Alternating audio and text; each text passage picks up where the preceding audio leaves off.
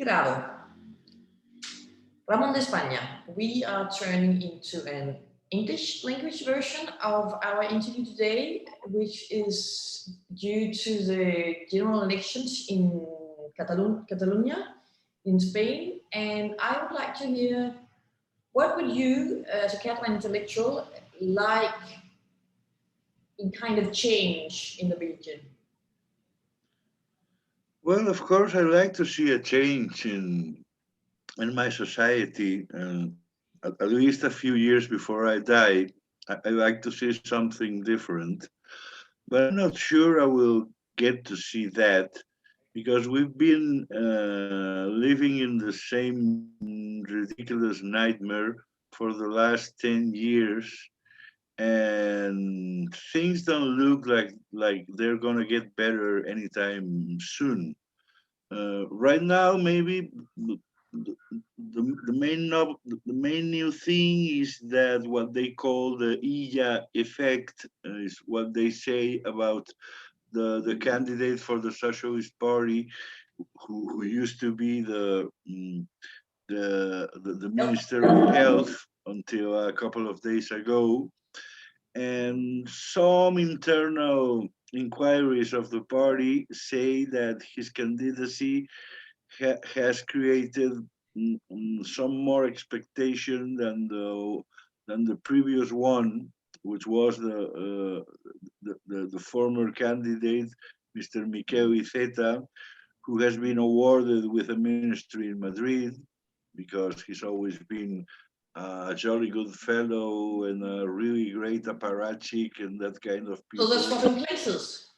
Yeah, that kind of people deserve in any political party, they deserve some kind of award. In this case, it looks like being a minister in Madrid. So we could say that they switch places. I mean, the guy from Barcelona goes to Madrid, and the guy from Madrid comes to Barcelona. What role has the Socialist Party played, both the local Catalan Socialist Party and the national Spanish one? What role have the Socialists played in not just the separatism, the secessionism in Catalonia, but also the years before the national movement, the Catalan national movement, and the nationalist politics internally in Catalonia? What role have the Socialists played? We could say that they have played a lot of different roles since the democratic transition until now. There was a time when everything was quite clear. If you went to the Plaza San Jaime in the middle of the city of Barcelona, there's a big square, and you could see two buildings facing each other. In one of them was the nationalist government, and on the other, in front, you could see the socialist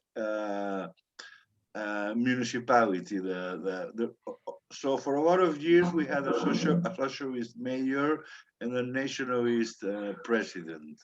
So there was, we could say that if you lived in Barcelona, at least you could find some balance between the crazy choices and decisions of the nationalists and the more reasonable way of acting of the socialists. Well, also because Barcelona is this metropolis with people from all over the world. It's an extremely international city. It's very difficult to not see that, at least in the center of Barcelona.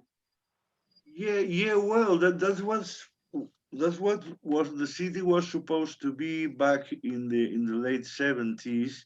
A lot of people like myself, we wanted Barcelona to be, I don't know, some kind of Manhattan by the Mediterranean, but instead of that, we found ourselves being a mixture of Benidorm and the capital of a nation with millions of years of existence behind. So right now we don't know exactly what we are. A mixture between Benidorm and this mythical nation. Oh yeah. Right now it looks like that's what we are. right now Barcelona is kind of a strange mixture between a summer resort and the capital of a very ancient civilization, you know, which, if you ask me, I think it's a little preposterous and also ridiculous. But if that's what my fellow citizens want, what can I say? But I is know what I that, want, and of course, it's not what I have. but is this what people want? Is this what people want in Barcelona? Living a mixture of a summer resort and this nation building process?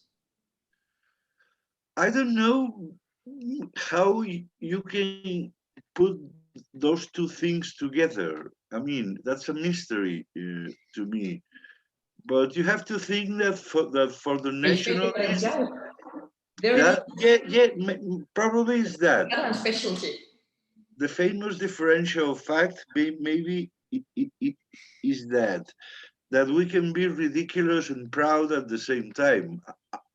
I don't know, but anyway, you have to think that in the last years, even a world like cosmopolitan has. No, I'm not talking about the cocktail, but about the adjective. It has become something of a bad thing for the nationalists. I mean, when they say about you that you are a cosmopolitan, that means that you're a fucking Spaniard and that you're not willing to work for the independence of the nation. So I think it's very sad when a world like cosmopolitan changes its sense in that way. It means that people are not exactly in their right minds, I say. Let's stop it here. This is for good reason, the author of Catalonia, El Manicomio. So a place of insanity in certain ways. Thank you to Ramón de España. This is Sara Høyrup, Danish journalist, checking out. My pleasure. And Bueno,